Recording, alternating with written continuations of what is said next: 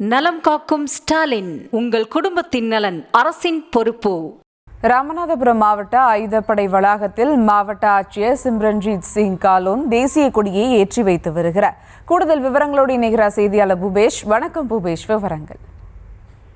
வணக்கம். நாடு முழுவதும் இன்றைய தினம் 79வது சுதந்திர தினம் கோலாகலமாக கொண்டாடப்பட்டு வருகிறது.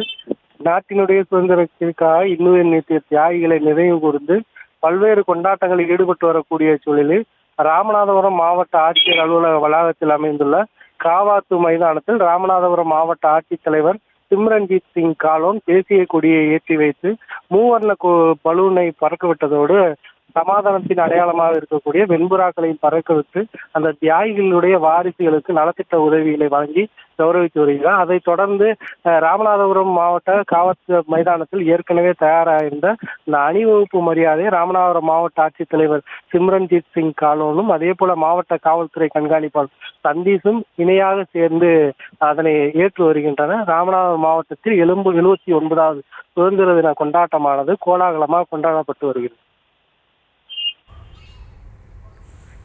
விவரங்களுக்கு நன்றி பூபேஷ். நலம் காக்கும் ஸ்டாலின், உங்கள் குடும்பத்தின் நலன் அரசின் பொறுப்பு.